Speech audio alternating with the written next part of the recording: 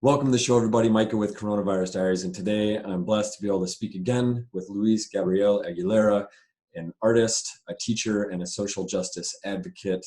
Luis, how are you doing? I'm doing well. How are you? I'm doing great. It's been a little while since we talked last, and there's been it's a dynamic world out there these days, right? Right. So, you know, before we go, we've been talking a little bit before this session, some stuff that's going on in Mexico, some just the lockdowns and such. But I've been seeing in Chicago, like Minneapolis has been seeing a weird crime trend. There's some mass shooting, 12 people got shot. There's just a lot of stuff happening here. But I've been seeing in Chicago, they've been hitting some pretty high numbers with shootings and killings. Um, is this something that you've kept your eyes on, or is it just like run of the mill for you down there, or what's your thoughts on that? I would hate to call it run of the mill, but it seems like it's just a normal a wave that occurs in the summertime when things get heated up, both figuratively and literally. Sure. We are experiencing a pretty really nice little heat wave right now. We're about to hit 90 degrees today. And so folks get agitated. They've been cooped up for the last few months as well. And so I can see how that is sort of fueling some of that. But then again, it's the normal conditions of dire poverty and gang warfare and that sort of thing that's getting a handle of this. Is it So typically is this trend that happens? Is it predominantly in South Chicago's? I really don't have the stats for that. I really don't know where exactly this is occurring, but I think it is mostly in the south side of Chicago from just reading some newspaper articles here and there. But I don't quote me on that. But yeah, that's what I'm seeing, And and that's the historically impoverished community. yeah. A lot of black on black violence, a lot of unfortunately a lot of youth, very young uh, adolescents are being killed in this latest wave, which is a little different than what I experienced in the '90s. Because in the '90s, it wasn't as many as from what I can remember of folks under the age of 16, 17. And now we're seeing a lot of homicides where you were having 9-year-olds and even 4-year-olds being shot on the streets, and that's the really cruel. Well, it's all cruel, but this is extremely cruel aspect about it. Yeah, I can only imagine being in that environment where there's extreme poverty involved, um, a pandemic that's happening, a major civil rights movement that's creating a lot of friction eh, everywhere. Yeah, and I have to remind your viewers that I actually taught on the south side of Chicago as a Chicago Public Schools teacher for a pair of years, and I got to see it pretty up close. And we're talking about families who can't even afford an electric bill on a month-to-month basis. Yeah, So when we're talking about dire poverty, we're talking about homes that have no air conditioning or are struggling to pay an electric bill, and it's very depressing. It's very depressing. You have a large group of numbers of family members living together. There's really little space for private space and private time to do your work and that sort of thing. So I can only imagine that all of that is just adding and contributing to the stress that we already have based on the coronavirus. and right before we had started chatting, that's a perfect segue. Is I had mentioned housing in Minneapolis and how right now there's these great interest rates, below 3%, but the market's really, really stagnant. However, there's a lot of discussion amongst analysts and others how there's a big concern about, come the end of July, this extra $600 federal stipend that's potentially going to run out, or it's scheduled to end. That for the last few months, there's been about 30 some percent of American families that have been late or even behind on their housing payment, which would suggest that, I mean, it's dire straits where you're thinking about this amount of people that are living paycheck to paycheck, to the point that they didn't have any savings. And to some extent, I would say I believe there are some people that just for whatever reason, they either didn't save or they spent their money on things that are irrelevant. You know, the fancy purse or shoes or car. A lot of people that buy cars that neither here nor there. But regardless, the state of finances for a lot of these people, where there's a potential housing market crash that's incoming, that would then also fuel what they're calling the hunger crisis. That could be like a Great Depression era. You know, if there's 30% of people that default on a house loan or even rent, they get evicted. So in August, families are out on the street. COVID's still rocking and rolling. Businesses, you know, there's a lot of unemployment still. Curious your thoughts. Well, let's back up with that just a little bit, because I think with the poorest of poor, they haven't been on the traditional economic grid, so to speak, and so they've been living not so much paycheck to paycheck, but probably doing these gig jobs here and there and that sort of thing. Most likely not paying their taxes, just because they're probably not even making enough to live that way. And so we're taking a look at probably a huge number of folks in that state, really dire straits, and coupled with the folks that are about to, hopefully not be in the similar situations, then you have a compounded situation where you probably might see a lot more people on the streets, both being tossed out from their homes, but also on the streets protesting, the current state of our nation. So that's what I'm looking at right now. But I do know, because I've talked about this with a couple of people over the weekend, one a relative of mine who's a futures trader, another friend of mine who's also a hedge fund manager, and they both feel and think that that there will be a continuation of the stimulus package for folks, but they don't. So one of them didn't think that it was going to be the full amount, that it would maybe be 50%, which is outrageous, given the fact that these banks and corporations basically handed themselves quite a bit of money to kind of not only save their butts, but also aggrandize their butts as well. So they got ahead on this game, while the little people yet again have not. So that's where we're at. Yeah, it's the notion of, having money in a time like this is really actually a great time for business and for people that are, in it. If you're positioned well right now, this is the time to, or even, months ago was the time to start monopolizing. I know I made a few investments myself in crypto and stock market, and it's crazy how the money just made money, right? Like little lines on a chart. I pushed a bunch into crypto because I just had this feeling. I don't know. I've been following it for quite a while, and then one of my investments as of yesterday hit 170% return, which is like, it's bonkers. It doesn't even.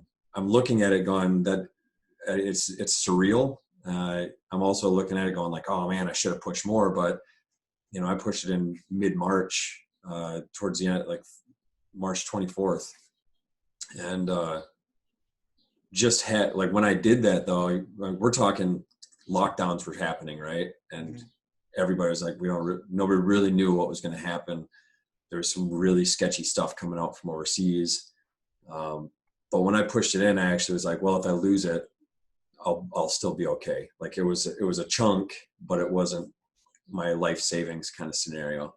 So at that time it was like I was positioned a little bit better than I've been in the past. The last 2008 housing market collapse was not positioned to risk $100, let alone any more than that. So it's just interesting how if you're in a position,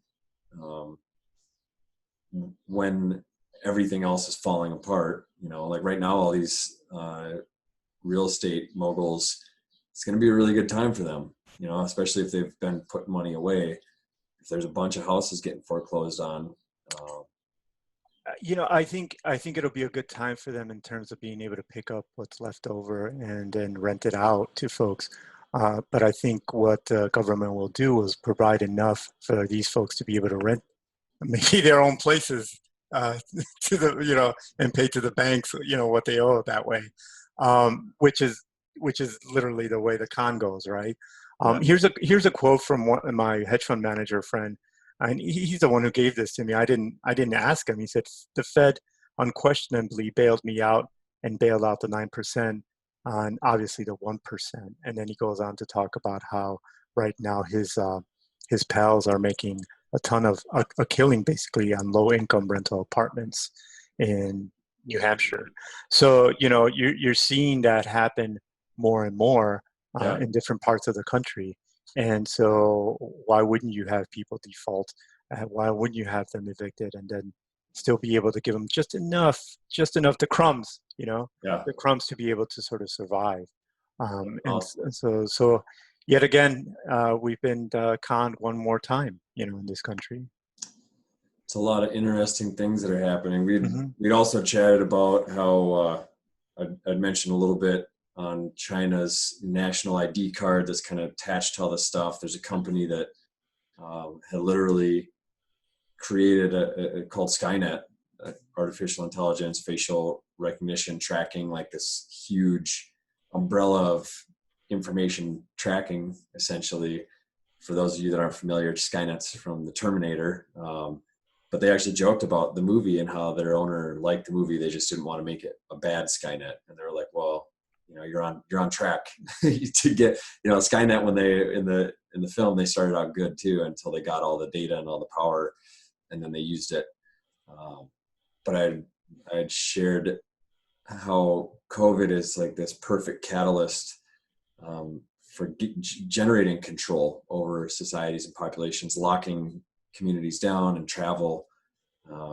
And you'd shared a little bit about travel to Mexico right now, and you have Mexican citizenship, correct? I do. I have dual citizenship, and I've had that since I was 13 years old. And well, actually, I've had my Mexican citizenship all my life, and I only acquired my U.S. citizenship when I was 21. Actually, yeah. Yes. So yeah, thanks. But yeah, and but right now there's a restriction of my ability to go to Mexico unless I can somehow prove that I'm going there to take care of a relative that's fallen ill.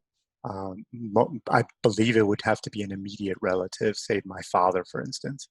And so those restrictions seem to be, and something that's just part and parcel of, again, what crisis we're experiencing right now. You mentioned having an issue or a situation that's developed in Mexico with your cousin. Yeah, And so there was a tragedy that yeah. occurred last week. It's been on the news too, where 24 um, folks that were in a rehab center had been summarily executed by some sicarios, some cartel members. And among those 24, this occurred in the small town of where I'm from, Irapuato. Of those 24, I actually had a cousin who was one of the victims of this execution by these cartel members. And it's a tragedy. He was both my cousin and my godson. And obviously the drug war just caught up with him and did what it pleased at the very end. That's really unfortunate. I'm sorry to hear that. With the cartel activity in Mexico, I don't know how far you'd be willing to go into all this or delve into it, but Well, we're seeing the economic crisis hitting the traditional economic market. So obviously, you're going to have these black markets also be affected by it. sure. And so, there's going to be a tighter grip all around. Just as we see the authoritarian governments tightening their grip, you can also have these cartels tightening their grips and fending and also trying to, even be more proactive in controlling certain sectors and certain areas of the country. The And so, regulations. yeah, so you're going to see some of that. And, in a lot of these rehabilitation centers, you'll have a lot of drug selling that goes on for obvious reasons. You have a pool of addicts who are hopefully trying to recover.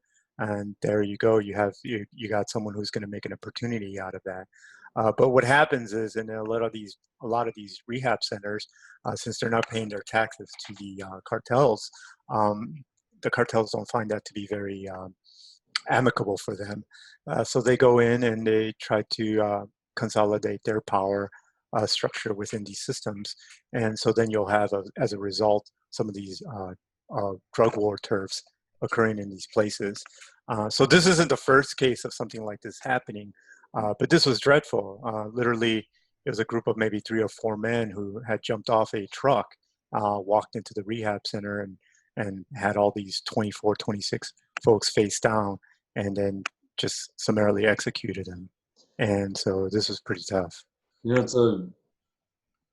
it's a horrible image. It just reminds me of, I'd seen a like kind of a meme, not intended to be funny though, but it was talking about, you know, how do people just get in line and follow orders from somebody that's like commanding them, if like we just saw with all the protests and subsequently the riots, how the authority figure, whatever that is, whether it's a couple dudes that jump off the back of a truck with guns, I mean, they're outnumbered, you know, 3 to 1, 4 to 1.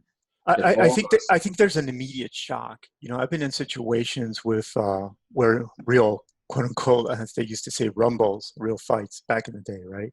Sure. And there's a shock that occurs at the beginning, and I would say 80 to 90% of people can't sort of come out of that shock for a few minutes, even. Right. Well, and they're completely in a state of shock, while others can. And the ones who can take a look around and see that, you know, they're not going to get much support from the other folks. So to take that sort of risk themselves is either very courageous or very stupid, depending on, you know, the circumstances and what you're looking at. I mean, I myself, I've been in a situation where I went to a party.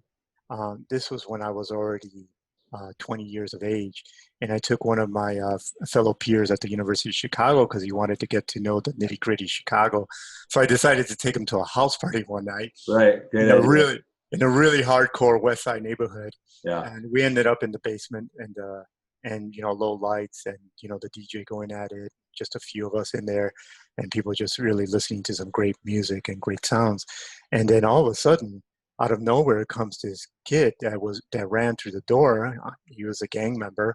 He was trying to avoid the cops, and right behind him, a couple minutes later, you see these plainclothes detectives going through with guns pointed, and they pointed the guns at everybody. And my friend just went in complete shock, and he didn't know what to do. And I looked at him and I said, first of all, you need to stop moving because we're in a dark environment, and you need to put your hands up as quickly. Yeah, show your hands, but not too fast. But just, you know, please put them up. Don't say much. Yeah. They're just passing through. And once they realized that the gang member was not part of that party, but had just, you know, sort of like tried to dodge him by going through this event and out through the back door, then everything was okay. But it was a pretty gnarly scene, and these guys had their guns out on us. Yeah. I mean, literally, guns were pointed at us, and I didn't feel much fear because I could tell they were trained and you knew what they were doing. Sure. But my friend went in complete shock, and so I'd seen these kinds of things a lot of times, and how people react in these kinds of things. So I can imagine these guys who, having walked into this rehab center with guns blazing or guns out. And who's really going to put up a fight if they see, you know, an AK-47 on their face, right? It's kind of like the planes at 9/11. You know, a bunch of dudes jump out with box cutters. Mm-hmm. Enough people on the plane to overwhelm them, but in doing so, there's going to be a couple people that probably get cut open and leak out before help can really save them. So that being the sacrificial lamb, the one that jumps on the hand grenade, so to speak, I don't know. But the meme that I was talking about, it basically just showed a massive group of people filing into a line, and it was going into like an Auschwitz-looking scenario with only a couple of guys with guns. And it was like, man, all these people could overwhelm these couple of people with guns if they really just were like, okay, group think, you know, or not group think, but like a hive mentality of there's more of us than them. Yes, some of us are going to die, but the greater good is if we don't do something, we're going to all end up in there getting burned or gassed or whatever, you know? And you, I mean, it's not a surprise what we're seeing, but I mean, take a look at it. We've just been swindled yet one more time on a grand scale by this bailout, which is really not a bailout as much as an enrichment for these large-scale institutions and for these folks who are making quite a mint off of these institutions. And yet here we are. The American people isn't up in arms about it. And so, in a way, it's kind of interesting that for the last 20 years, we've been hoodwinked several times over. And what are people doing about With the it? housing market collapse and bad loans that were being Oh, yeah, run absolutely. behind the scenes. Yeah, absolutely not. Like the run up to the Iraq War, which was based on a ton of lies, and has cost us not only lives both here and in Iraq, but it's cost us quite a bit of money, money that could have been used for infrastructure, money that could have been used for public education in the right way, money that could have been used for all sorts of things to help with our progress here as Americans. But instead, you have this consolidation of power and wealth that continues unabated and has been continuing unabated since 1980, maybe. And folks aren't doing much about it. So at one point, you have to sort of think to yourself, well, how long does this shock last in the population? When are folks going to understand that there's a concomitant obligation to democracy and doing something about it? Yeah, I'm curious your thoughts on Mexico, being as we were just talking a bit about cartels kind of, I mean, they run provinces down there, to the best of my understanding. Many years ago, I'd done a research project when I was in school, many years ago in university, and had learned about the plomo y plato. You know, the cartel members walk in, and we'd seen this actually in our area of operations when I was serving overseas with the military. That the Muj, we call it the Muj, the local militias, they would move into an area, they'd go straight to the police departments, and they'd basically like, either you work with us or we're going to kill all of you. And, so it would go either way. Either they would just join forces and be like, okay, now we work for you. And, but the plomo y plato in Mexico, basically silver or lead, you take our bullets or you take our money. Curious your thoughts on that. Like in the States Well, right now, I believe, yeah, I mean, I understand that there is still corruption in that, but not to the extent of Mexico, where there's entire regions that are just like you just said, they just walk in and execute. They're warring over turf like that. well, we have to understand that a percentage of that is part of a destabilization campaign that the U.S. brought upon to Mexico, and actually, a lot of these cartel members, some of them are former military and ex-police personnel, and some of these folks were trained by our government, by the U.S. government, Kind of like the and Taliban. yeah, and Instinct. and then we have the enormous amount of guns that are being poured into this country via the U.S. By way of the U.S. and being sold in some places like in small shops in Arizona that sells to folks who are trading in this type of stuff into the country. So there's some degree of responsibility on the U.S. for having created this sort of situation. When I first started going to Mexico, which was in 86, 87, very peaceful, very quiet, benign. I could be out till 1, 2 in the morning and didn't feel threatened whatsoever. In fact, I was probably the only one out that late in the morning, going from one cousin's place to another and just, visiting folks and that sort of thing. And then something happened by about, post university years for me, where I actually would go to some of the same places I used to go to before, and I would be approached by people who wanted to sell me drugs, and I had never seen anything like that happen before. And so I knew that there had been a transition.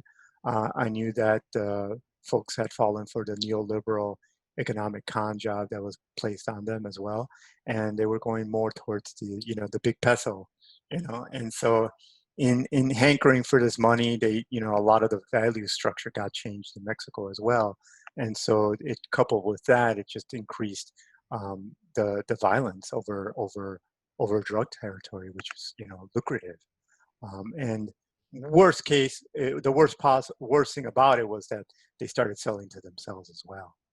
So that it wasn't just being transported up north or out to Europe. It was actually being sold in their own country, and I think that also led to the current state, which is in right now.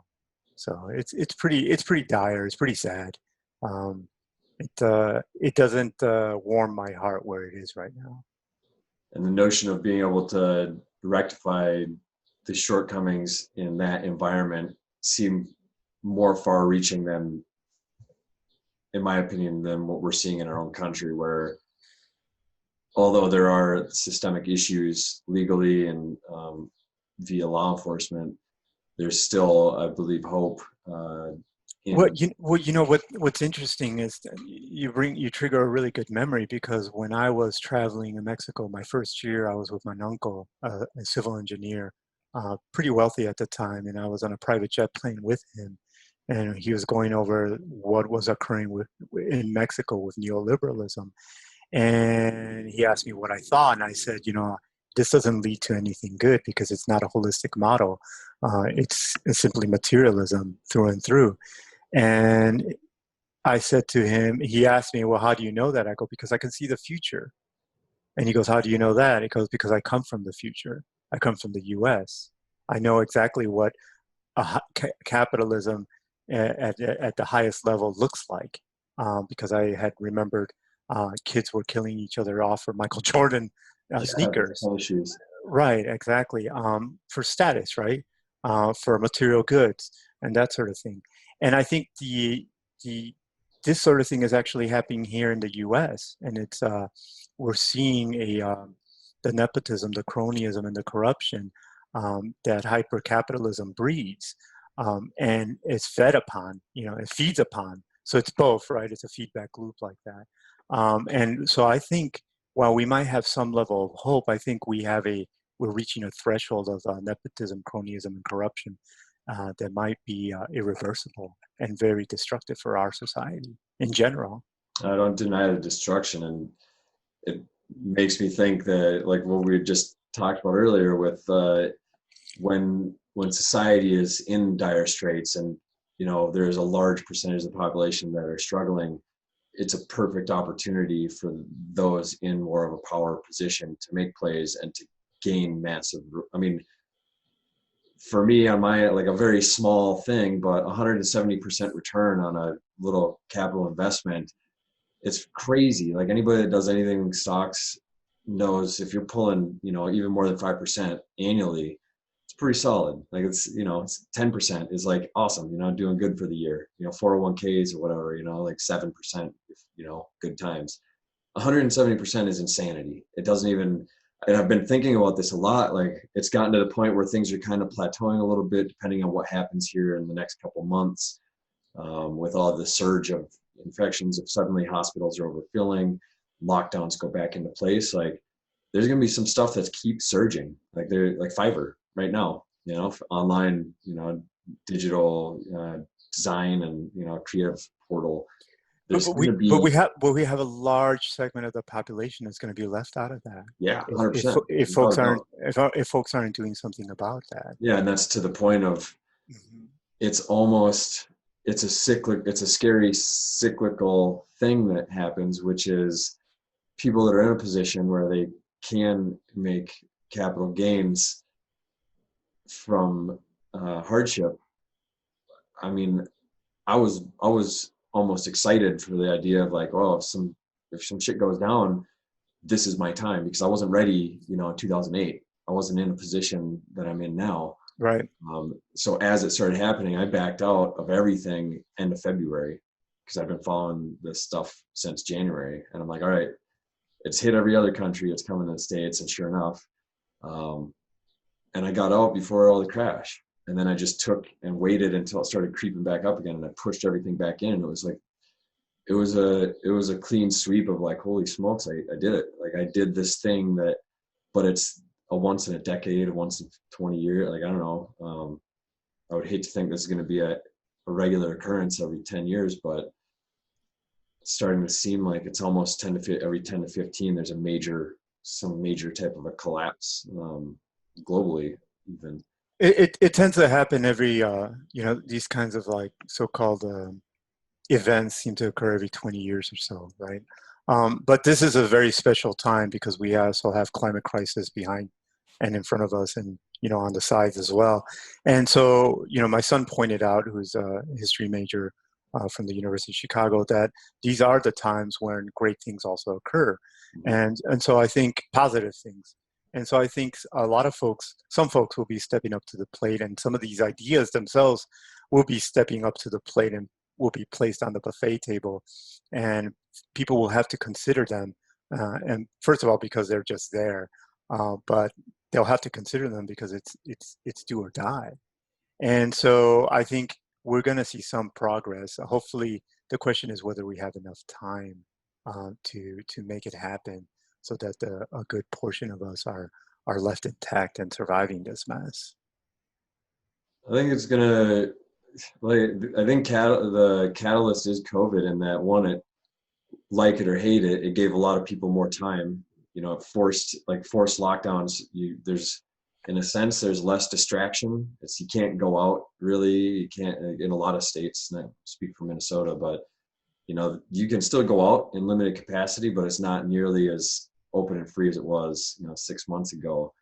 So a lot more people are focused on these initiatives and agendas that freely circulating online, social media.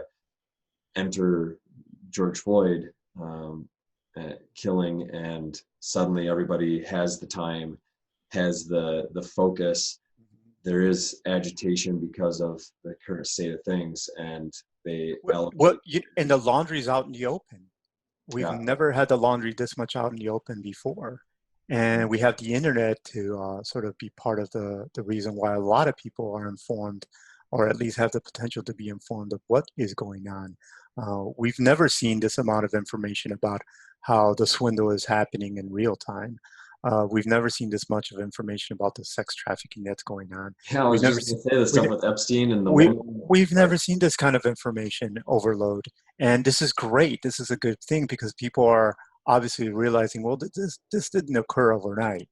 You can't no, possibly say, oh, this big sex trafficking thing, it just happened, out of the blue. No, this has been over several decades, built. Yeah, built, machine built, right? yeah. And so the beauty of that is that it exposes a lot of these issues that's been going on for several decades, if not hundreds of years, because a lot of people have been left out of the positive loop for hundreds of years, as we well know. I'm curious your thoughts on like a pendulum effect, and I'm sure there's terminology used for it, but so say there's something where that it's over here and it's pretty jacked up. There's systemic racism, legally, through law enforcement. There's a lot of issues going on, like people in very big power positions that have sex traffic rings Mhm. and just crazy stuff. And as it starts getting adjusted to bring it back to a more An equilibrium, a center, a balance sort of thing, right? like the Mhm. potential for it to swing an entirely different way. Um, I think that's one of the things this entire COVID experience has put a brake on the economic system, and in a way that has created that significant pause for people, as you say, to reflect and do what they need to do.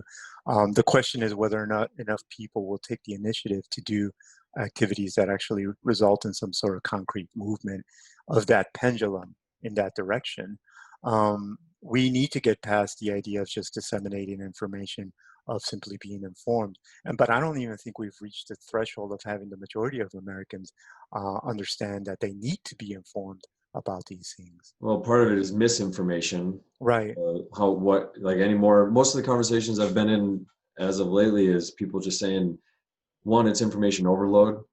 They're tired of like everybody's just sharing Hmm. crazy amounts of stuff, and then half the stuff you come to find out if you actually do your due diligence, which is difficult with the amount of information, is like actually, oh, that's garbage. It's not even like there's a lot of stuff that's come out that's just blatantly false, or it's baiting with headlines. Um, so Yeah. just So you take a look at COVID, misinformation, right? Some of it is just because it's dynamic. We don't know what the yeah, information is on a I'm day to sure it day, right? changes. It Yeah. changes. And then there's just like some of it is very sophisticated and comprehensive information, Yeah. and people can't wrap their minds around it. And so you got these three, and that's creating such a problem for folks. And we're living in a very we're going to be living through a very tough next 20, 30 years, because this climate crisis isn't going to take a pause, and we're going to see spikes of different sorts that come out of it, um, from Yeah, what's potential happening. new hunger crises Right. globally, where there's regions that, I mean, I was reading that in Dubai, United Arab Hmm. Emirates, uh, within our lifetime, they're suggesting that if the trend continues, it's going to be unlivable. Like to be outside, you can't. Hmm. So you got to be in an infrastructure with air conditioning. Like you've got to have manufactured elements to life in order to survive. And if the air conditioning and all that, like this, the critical infrastructure fails, you can't live anymore. Which is I mean, I'm in Minnesota where, you know, during the winter, if you don't have heat, good luck, you know, especially on those 60 below zero nights where the wind chill is just ripping. Um, you know, there's only so many jackets and blankets you can put on if your heat goes out. Um, So so we're kind of left with a real choice here of whether or not we're going to share and cooperate with one another to get through this, or whether we're going to go straight to war with each other, and see who wins. I think in the former we have a better chance. I think in the latter we don't have a chance at all, and I think overall we have a slim chance as it is. So I'd prefer the former of trying to share and cooperate with one another and sort of work at it as a unified human species, right, as opposed to try to go to war, because it's not going to work out, you know. like I mean, MAD, right? The mutually assured destruction. If yeah, everyone, absolutely. That's exactly where it's going to end up. And folks will hunker down in this country and think, well, I have mine, and I don't need to help my brother out or my neighbor or whatever. But eventually, that'll catch up too. And that's the way I understand it, and that's the way I've seen it progress over the years. It takes me back to when I was in my college days, and the first thing I said the first week when we were given our security talk by our local security force was to not talk to the locals, and my peers were laughing about it, and talking about how horrible Chicago was and crime ridden. I said, you know what, we should be focusing more on how to solve this, because eventually it's going to touch your neck of the woods, yeah, it's in your and backyard. and it has. I mean, I just read a report that the opioid crisis took 600,000 people out. It's quite a bit of people, and it's starting to pick up again, given our current situation.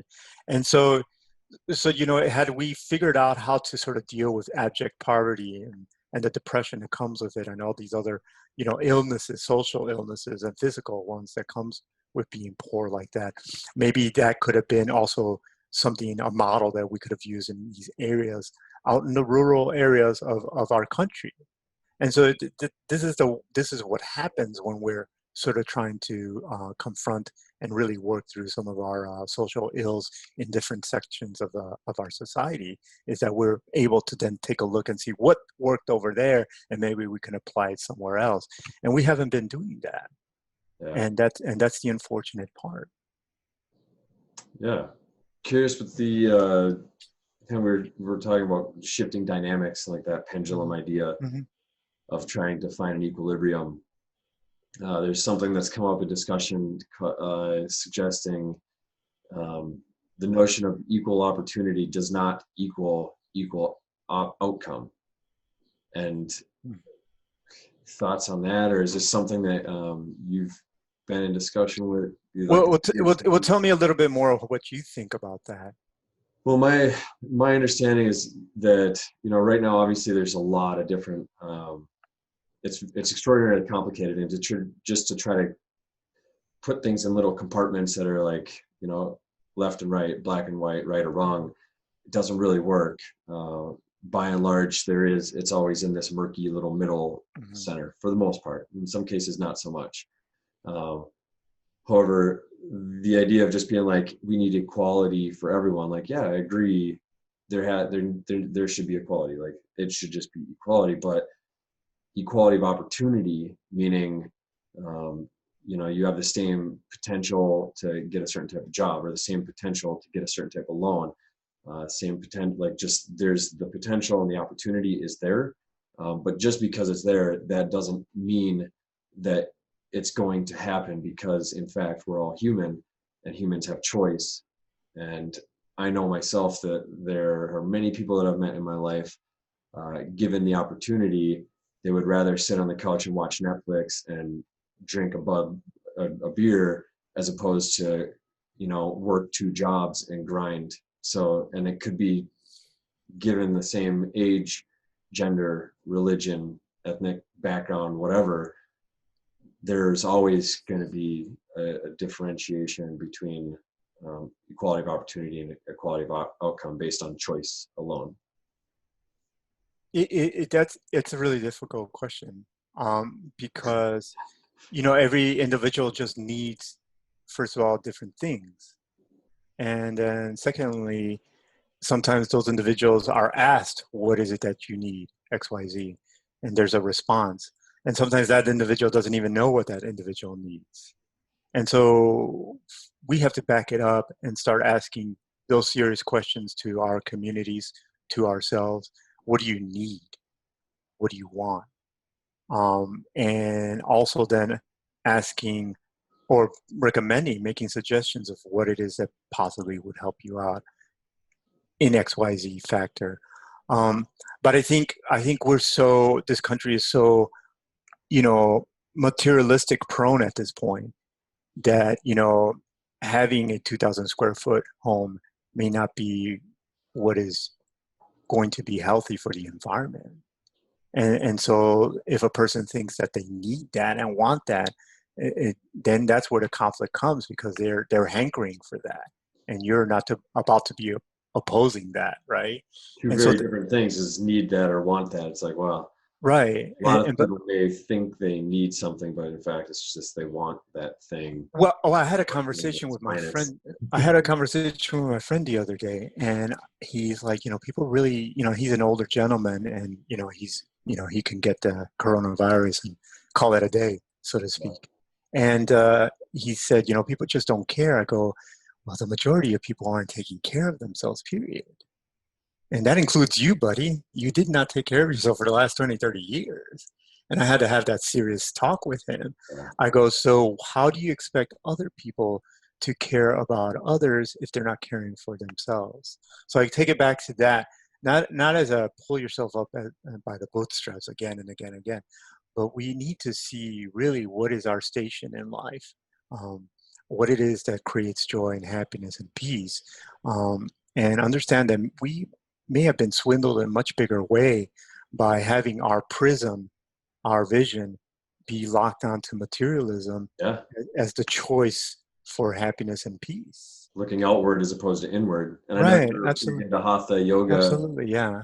And I think that's a lot of that is also being aware of, your own center, right. Looking inward and having a better awareness of self. And in doing so, then you're able to have a better awareness of the society around you. Right.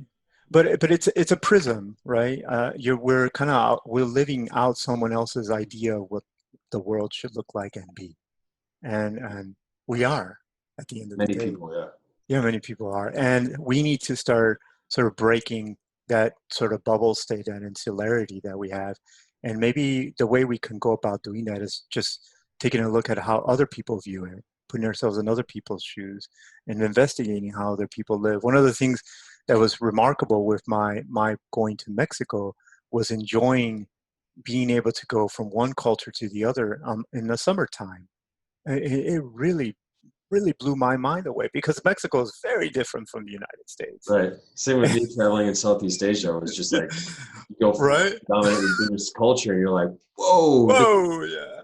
Things that are the norm for us here are just so far from the norm there. And yet there's elements of their norm that are so far from it's just when in Rome type of scenario. So maybe, one of the things that we can do as individuals is suspend our sense of maybe thinking that everyone thinks the way we think, or that everyone has lived the sort of experience that we have, because they haven't.